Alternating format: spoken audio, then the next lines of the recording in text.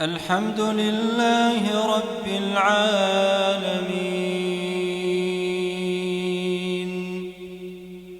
الرحمن الرحيم مالك يوم الدين إياك نعبد وإياك نستعين اهدنا الصراط المستقيم صراط الذين أنعمت عليهم غير المغضوب عليهم ولا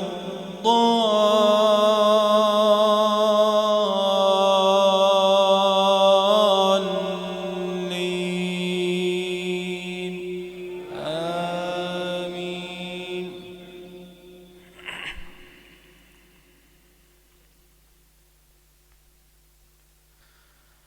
ألم تروا أن الله سخر لكم ما في السماوات وما في الأرض وأسبغ عليكم نعمه ظاهرة وباطنة ومن الناس من يجادل في الله بغير علم ولا هدى ولا كتاب منير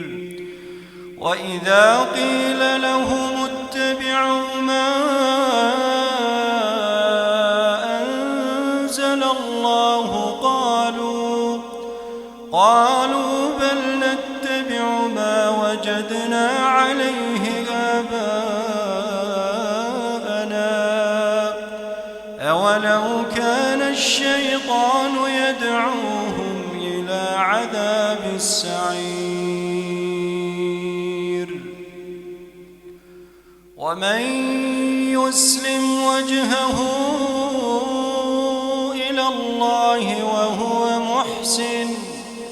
فقد استمسك بالعروة الوثقى وإلى الله عاقبة الأمور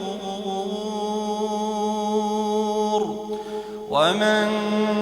كفر فلا يحزنك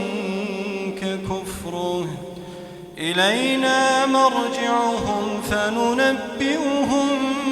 بما عملوا إن الله عليم بذات الصدور نمتعهم قليلا ثم نضطرهم إلى عذاب غليظ ولئن سألتهم من خلق السماوات والأرض ليقولن الله قل الحمد لله بل أكثرهم لا يعلمون